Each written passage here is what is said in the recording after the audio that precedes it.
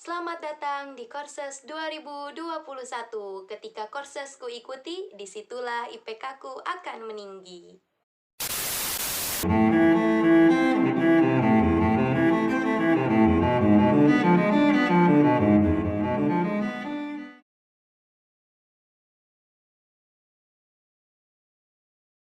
Bismillahirrahmanirrahim. Assalamualaikum warahmatullahi wabarakatuh. Sebelumnya teman-teman perkenalkan nama saya Jakaria Syafrandi. Di sini saya diamanahin oleh teman-teman pengurus Semagro untuk menjadi pemateri kursus di materi perkuliahan kesuburan tanah dan pemupukan. Di sini sebenarnya saya akan sharing-sharing lah sedikit apa yang sudah saya alami atau saya pelajari gitu semasa saya mengambil kesuburan tanah dan pemupukan. Nah, mungkin di sini saya hanya sedikit gitu memberikan PPT atau poin-poin yang penting gitu menurut saya untuk bahan gitu di UTS nanti. Sebelumnya kita akan membahas mengenai kesuburan tanah. Apa sih itu kesuburan tanah gitu? Kan kesuburan tanah itu merupakan salah satu hal yang penting bagi tanaman. Jika tidak ada si tanah itu memiliki si tanah tidak subur, maka si tanaman akan kekurangan unsur hara. Jadi kesuburan tanah itu merupakan kemampuan tanah memberikan unsur hara pada tanaman.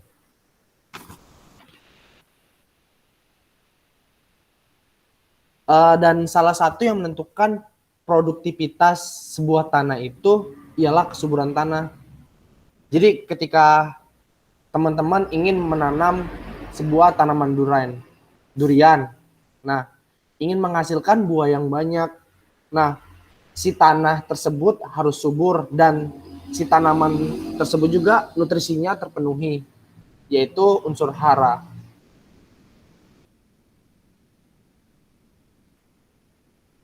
Kesuburan tanah juga memiliki indikator dilihat dari sifat kimia, fisika, dan biologis tanah.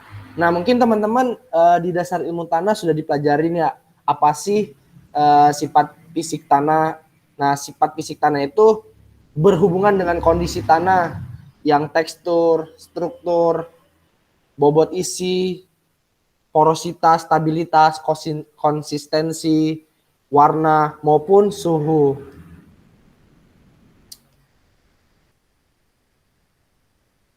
Mengapa sih kita perlu mempelajari kesuburan tanah?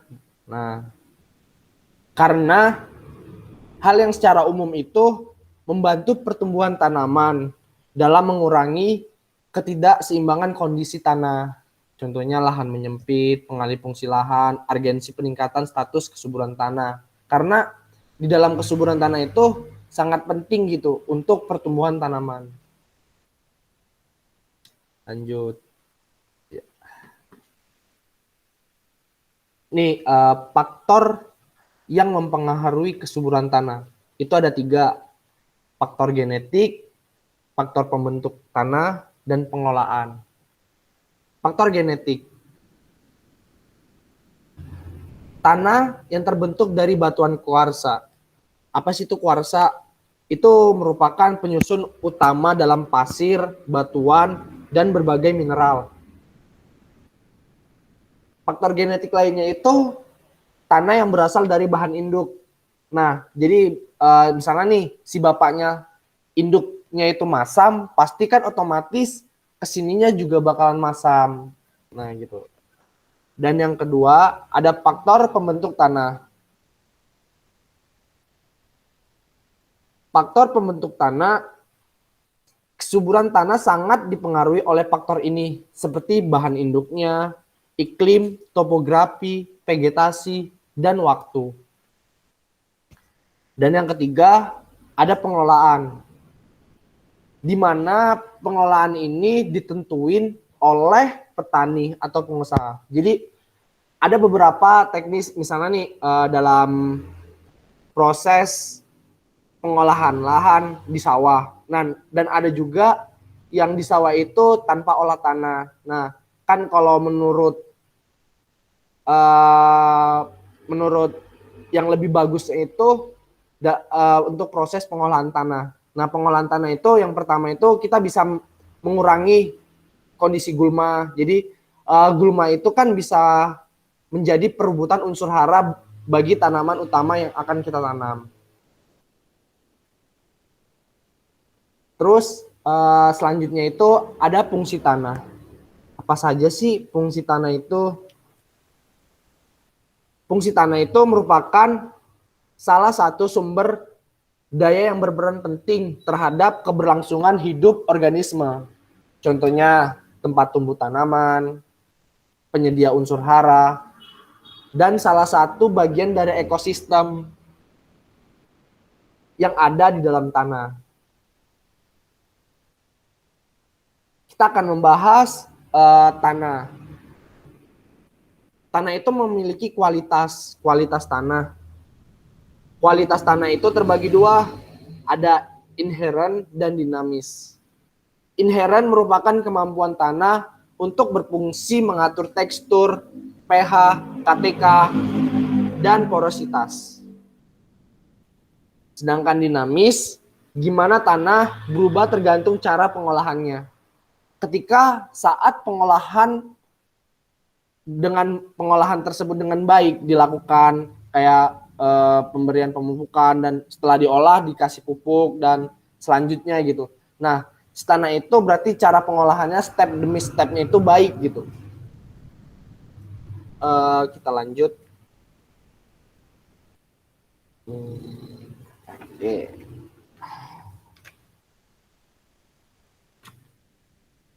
Faktor yang mempengaruhi pertumbuhan tanaman ada dua. Pertama faktor genetik dan yang kedua faktor lingkungan.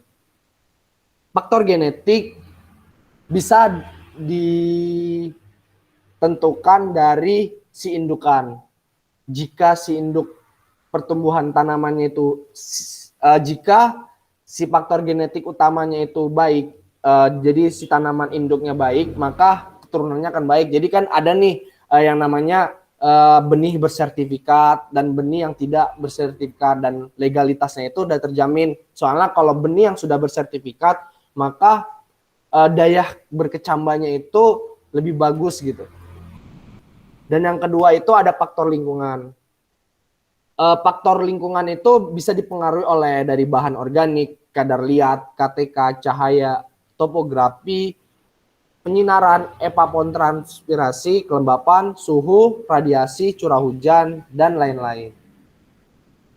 Kita lanjut.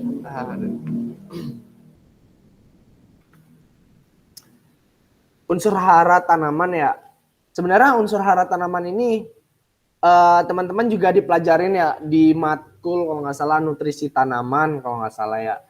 Jadi di situ juga dipelajarin unsur hara makro, mikro, baru N penyakit kalau misalnya kekurangan N. Nah, mungkin saya nggak membahas lebih ke situ gitu. Mungkin saya akan membahas mengenai unsur hara esensial, makro, mikro, dan sumber unsur hara. Karena di situ sudah lebih detail juga yang dipelajarin, dan di PPT juga ada gitu. Teman-teman bisa membaca dan bisa membaca di kesuburan tanah, PPT kesuburan tanah, dan PPT nutrisi tanaman. Langsung saja ya, unsur hara tanaman itu terbagi dari dua juga, unsur hara esensial dan unsur hara non esensial. Apa sih itu unsur hara esensial? Nah, di mana unsur hara esensial di mana keberadaannya tidak dapat digantikan dengan unsur hara lain. Jika kekurangan, maka pertumbuhan tanaman tidak akan normal gitu, teman-teman. Unsur hara esensial itu ada apa aja? Ada sulfur, kalsium, fosfor, Fe, Mo, boron, magnesium, zinc, organik, baru karbon. Dan selanjutnya ada unsur hara non esensial. Pasti kalau misalnya ada unsur hara esensial, pasti ada unsur hara non esensial. Apa sih itu unsur hara non esensial? Sebenarnya unsur hara non esensial ini kehadirannya itu berperan kecil terhadap pertumbuhan tanaman. Contohnya ada Na, Si, Br, sama F. Selanjutnya itu ada unsur hara tanaman yang seringlah kita dengar bahwasanya unsur hara tanaman itu ada unsur hara makro dan mikro. Makro itu artinya besar ya, mikro itu artinya kecil. Unsur hara makro. Unsur hara makro itu kalau misalnya dengan syarat itu diperlukan dengan jumlah yang sangat banyak. Kurangannya itu menimbulkan gejala kekahatan yang tidak bisa digantikan oleh unsur hara lain. Kelebihannya itu unsur hara makro jarang menimbulkan pengaruh. Apa saja sih unsur hara makro? Ada nitrogen, fosfor, kalium, sulfur, kalsium, magnesium. Unsur hara mikro. Unsur hara mikro itu diperlukan dengan jumlah sedikit. Kekurangan biasanya dapat digantikan oleh unsur-unsur mikro lainnya. Kelebihannya dapat menjadi racun bagi tanaman. Apa saja sih unsur hara mikro? Itu ada klor, zat besi, mangan, tembaga, seng, boron, molibdenum. Sumber unsur hara itu ada 3. Pertama dari udara, yang kedua air, yang ketiga tanah. Sumber unsur hara dari udara itu ada C dalam bentuk gas itu CO2, oksigen dalam bentuk gas itu O2, hidrogen dalam bentuk gas itu H2O.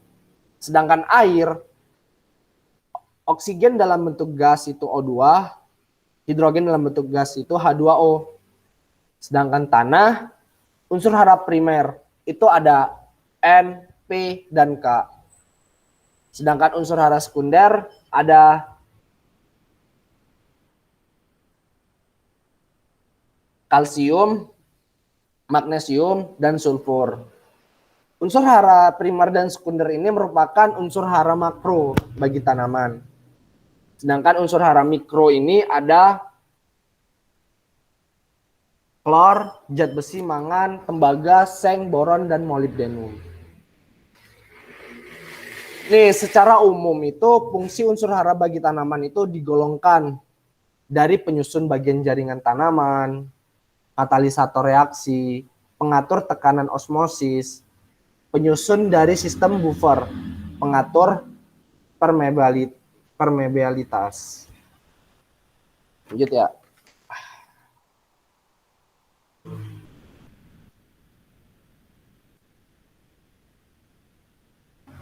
Ada 3 mekanisme nih unsur hara dapat mencapai ke permukaan akar. Ini salah ya, aturannya akar.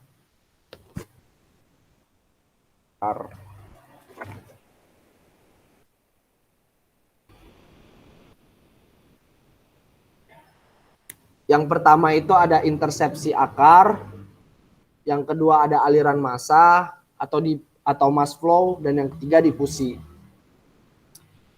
Yang pertama, intersepsi akar. Akar tumbuh menembus tanah, bersinggungan dengan permukaan partikel tanah. Aliran massa, atau yang sering disebut mass flow, hara terlarut terbawa bersama aliran air menuju akar tanaman. Aliran dipengaruhi transpirasi dan evaporasi. Faktor yang mempengaruhinya ada kadar kelembaban tanah, temperatur, ukuran sistem perakaran. Selanjutnya difusi. Difusi ion bergerak dari wilayah memiliki kadar hara konsentrasi tinggi ke wilayah yang lebih rendah. Kadar hara permukaan akar lebih rendah dibandingkan larutan tanah di sekitar akar. Itu yang menyebabkan unsur hara dapat mencapai permukaan akar. Diingat ya teman-teman. Siapa tahu ini sering sih keluar gitu di UTS gitu biasanya. Selanjutnya, faktor-faktor yang mempengaruhi kemasaman. Faktor apa saja sih yang mempengaruhi kemasaman gitu? Pertama ada bahan induk, Yang kedua ada iklim. Yang ketiga ada bahan organik. Yang keempat ada pengaruh manusia. Bahan induk. Jika bahan induknya masam, akan berkembang menjadi tanah masam. Yang kedua iklim. Tanah yang berkembang di daerah iklim lembab atau basah akan bersifat masam. Yang ketiga ada curah hujan dari suhu yang menyebabkan asam atau basahnya tanah. Selanjutnya polutan utama di atmosfer. Oke, selanjutnya bahan organik.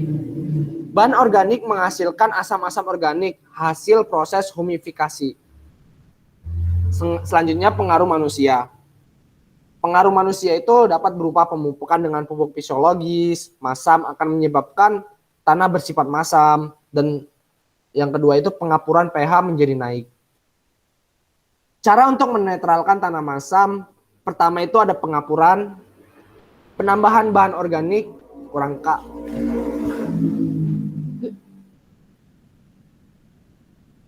Organik, ada pemupukan, menggunakan serbuk kayu yang mengandung potasium, diberi secukupnya.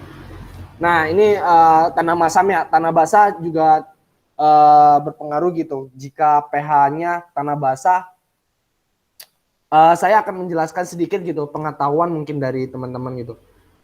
Untuk menetralkan tanah basah itu bisa memberikan pupuk bubuk belerang atau sulfur. Dan yang kedua itu memberikan ampas teh ataupun kopi dan menggunakan material organik seperti pupuk kompos atau pupuk kandang. Jika si tanahnya itu basah. Biasanya tanah basah itu lebih dari 7,5 dan masam itu biasanya sekitar 6,00 ke bawah gitu. Jadi tanah netral itu secara umum itu biasanya 7 sampai 7,5 gitu, teman-teman. Selanjutnya ya.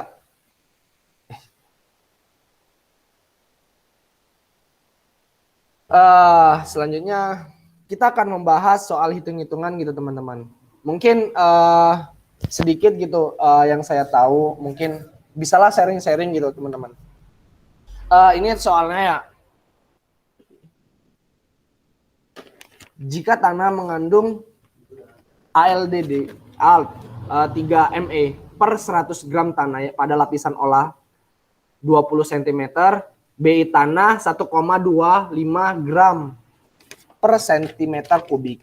Kebutuhan kapur 1 kali ALT berapa ton kapur per hektar, baik dolomit maupun kalsit yang diperlukan. Bahan BA-nya, C-nya itu ada 12, O-nya itu ada 16, CA-nya itu ada 40,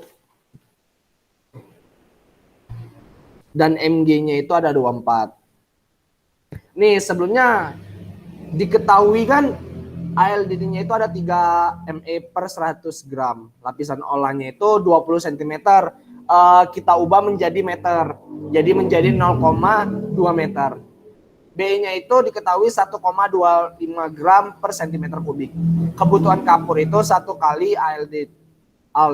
Luas lahan 1 hektar. Kita ubah jadi meter kuadrat. 10.000 meter kuadrat. 1 hektar itu 10.000 ya. Nah, yang ditanya, berapa ton kapur per hektar baik dolomit maupun kalsit? Kita jawab dulu itu, pertama kita cari dulu volume total. Panjang kali lebar suatu lahan, luas lahannya itu dikali T. T-nya itu lapisan olah. Kan sudah kita ubah ya, 1 hektar itu 10.000 meter. 10.000 dikali 0,2 meter. Hasilnya itu 2.000 meter kubik. 2.000 meter kubik kita ubah menjadi sentimeter kubik. Hasilnya 2 miliar sentimeter kubik. Setelah volume total sudah diketahui, maka kita akan mencari massa total. Massa total itu volume total dikali BI. Volume total itu ada 2 miliar sentimeter kubik dikali 1,25 gram per sentimeter kubik. Ini BI-nya ya. Hasilnya itu 2.500.000.000 gram. Nah, kita ubah menjadi jadi kilogram ya, kita konversi jadi kilogram. Hasilnya itu 2.500.000. 2.500.000. Selanjutnya, oke. Terus setelah volume total dan massa totalnya itu sudah diketahui, selanjutnya kita cari kebutuhan CA. Tadi dijelasin kebutuhan CA-nya itu 1 kali alt 1 kali 3 ME per 100 gram. 1 kali 3 kali 40 per 2. Nah, 40 ini dari CA. Dan kan kita akan mencari tahu bahwasannya kalsit dan dolomit, maka akan dibagi 2 per 100 gram. 1 kali 3 kali 4, 1 kali 3, 3, baru 40 bagi 2, 20 kali 3, 60 hasilnya, dibagi 100 gram. Nah, setelah dapat ini, 60 miligram ini kita ubah menjadi kilogram. Maka dapat 6 kali 10 minus 8 kilogram. Dan 100 gram ini juga kita ubah menjadi kilogram juga, dapatnya 0,1 kilogram. Selanjutnya, jika massa total 2.500.000 kilogram, maka gunakan rumus perbandingan. Jadi 6 kali 10 minus 5 dibagi 0,1 sama dengan kebutuhan CA dibagi 2.500.000. Nah, karena kebutuhan CA-nya belum diketahui, maka kita akan mencari kebutuhan CA tersebut. 6 kali 10 minus 5 dikali 2.500.000 dibagi 0,1. Hasilnya itu 1.500 kilogram. Setelah kebutuhan CA-nya sudah diketahui, selanjutnya itu kita akan mencari kalsit. Nah, di sini nih, kalsit itu ada Ca, CO3. Yang diperlukan itu Mr, CaCO3 dibagi ArCa dikali kebutuhan Ca. Berarti Ca berapa? Ca itu 40, C itu berapa? C itu 12, dan O itu kan 16. 16 berarti di sini kan ada 3. Berarti dikali 3. 16 dikali 3 48. Baru dikali kebutuhan CA. Kebutuhan CA sudah diketahui 1.500 kg. Jadi hasilnya itu 3.750 kg per hektar. Karena tadi yang ditanya itu ton per hektar, maka kita ubah dari kilogram ke ton menjadi 3,75 ton per hektar. Selanjutnya kita akan mencari dolomit. Itu ada rumusnya Ca Mg dan buka kurung CO3 tutup kurung 2. Rumusnya sama kayak mencari kalsit. Oh, ini kurangnya. Bentar, sorry.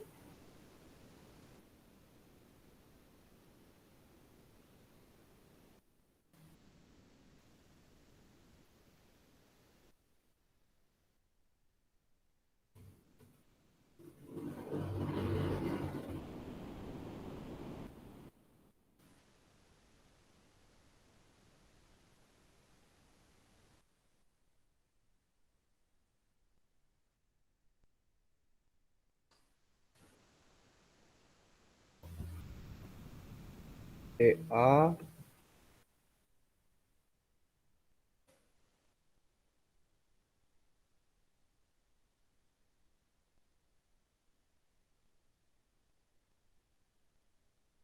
ya, langsung aja ya. Nah, ini itu CaMg CO3 tutup kurung 2 dibagi ArCa dikali kebutuhan CA. Ini salah ya, aturan CaMg ini ya.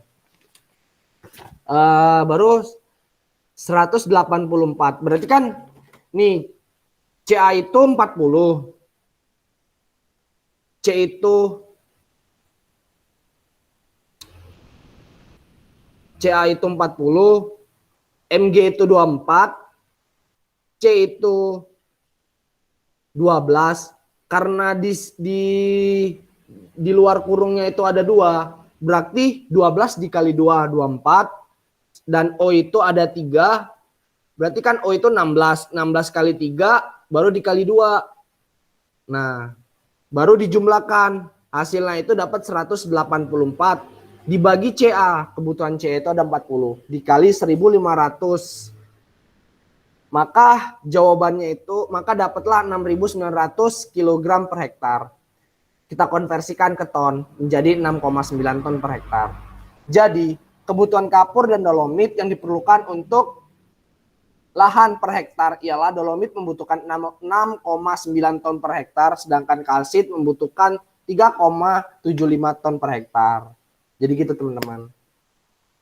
Mungkin untuk sharing-sharing gitu mengenai matkul kesuburan tanah gitu. Pada di teman-teman panitia juga di itunya nggak ada ya mengenai hitung-hitung, tapi sedikit lah membahas gitu. Siapa tahu ntar di UTS keluar gitu. Mungkin bisa jadi bahan pelajaran teman-teman, jadi supaya teman-teman memahami dan mengetahui juga gitu.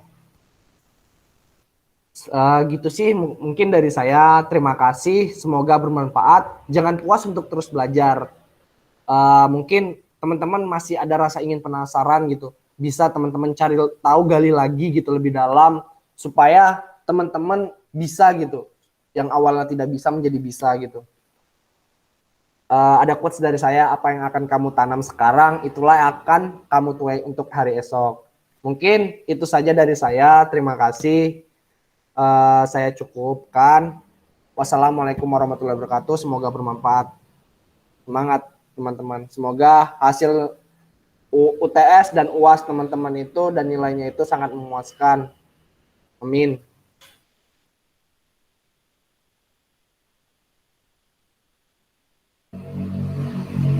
Stop recording. Selanjutnya ya.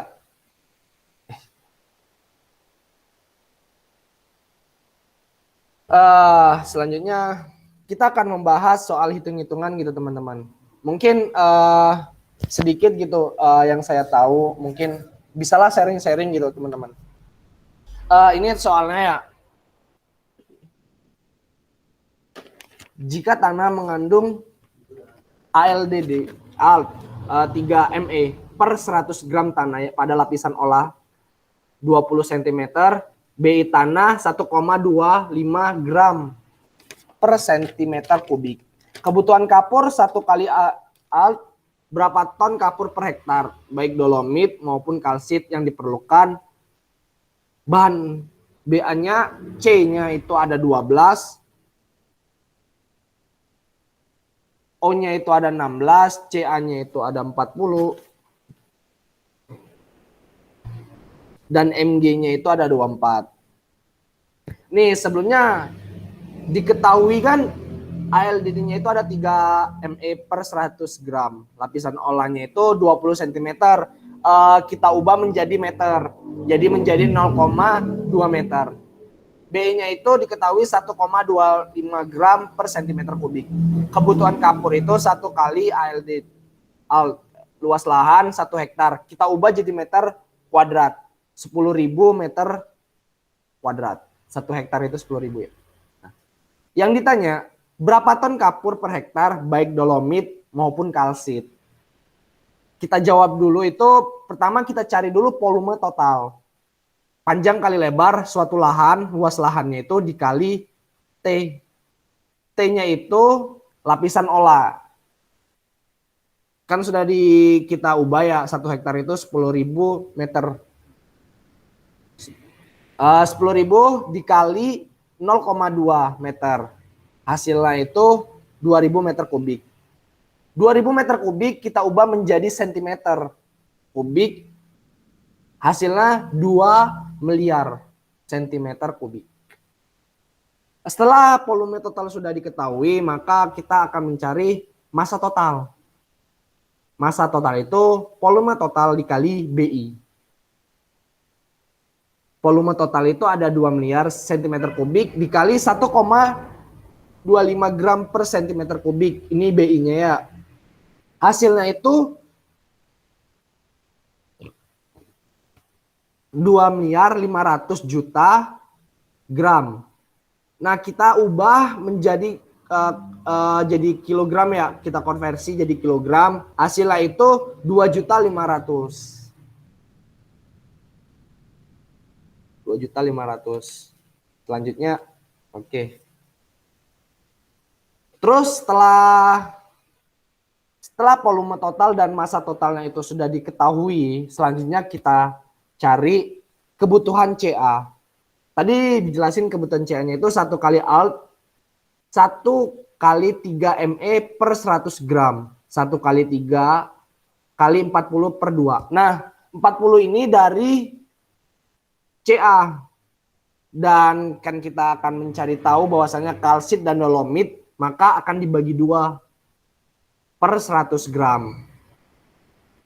1 kali 3 kali 4, 1 kali 3, 3, baru 40 bagi 2, 20 kali 3, 60 hasilnya, dibagi 100 gram. Nah, setelah dapat ini, 60 miligram ini kita ubah menjadi kilogram. Maka dapat 6 kali 10 minus 8 kilogram. Dan 100 gram ini juga kita ubah menjadi kilogram juga, dapatnya 0,1 kilogram. Selanjutnya, jika massa total 2.500.000 kilogram, maka gunakan rumus perbandingan. Jadi 6 kali 10 minus 5 dibagi 0,1 sama dengan kebutuhan CA dibagi 2.500.000. Nah, karena kebutuhan CA-nya belum diketahui, maka kita akan mencari kebutuhan CA tersebut. 6 kali 10 minus 5 dikali 2.500.000 dibagi 0,1. Hasilnya itu 1.500 kilogram. Setelah kebutuhan CA-nya sudah diketahui, selanjutnya itu kita akan mencari kalsit. Nah, di sini nih, kalsit itu ada CaCO3. Yang diperlukan itu Mr CaCO3 dibagi ArCa dikali kebutuhan Ca. Berarti Ca berapa? Ca itu 40, C itu berapa? C itu 12, dan O itu kan 16. 16 berarti di sini kan ada 3. Berarti dikali 3. 16 dikali 3, 48. Baru dikali kebutuhan Ca. Kebutuhan Ca sudah diketahui 1.500 kg. Jadi hasilnya itu 3.750 kg per hektar. Karena tadi yang ditanya itu ton per hektar, maka kita ubah dari kilogram ke ton menjadi 3,75 ton per hektar. Selanjutnya kita akan mencari dolomit. Itu ada rumusnya Ca Mg dan buka kurung CO3 tutup kurung 2. Rumusnya sama kayak mencari kalsit. Oh, ini kurangnya. Bentar, sorry.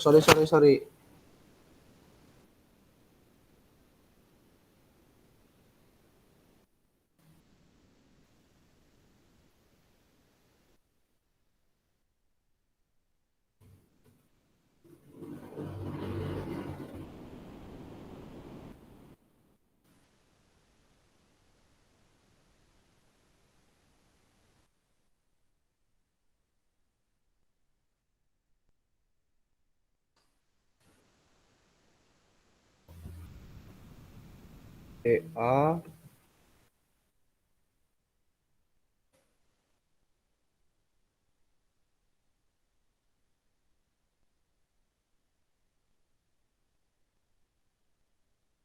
ya, langsung aja ya. Nah, ini itu CaMg CO3 tutup kurung 2. dibagi AR CA dikali kebutuhan CA. Ini salah ya, aturan CMG ini ya. Baru 184. Berarti kan nih CA itu 40. C itu CA itu 40, MG itu 24, C itu 12.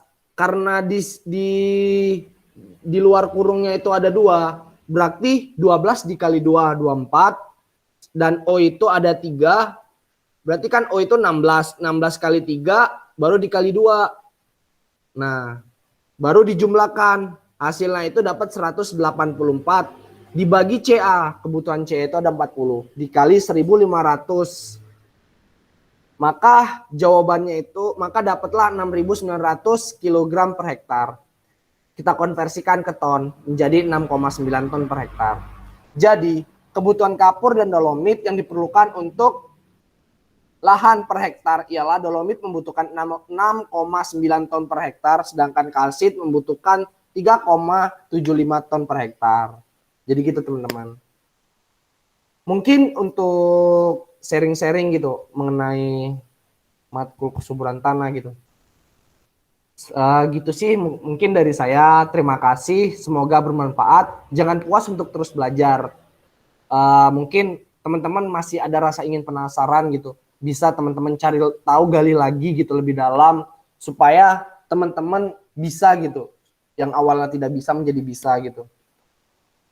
Ada quotes dari saya, apa yang akan kamu tanam sekarang itulah yang akan kamu tuai untuk hari esok. Mungkin itu saja dari saya. Terima kasih. Saya cukupkan.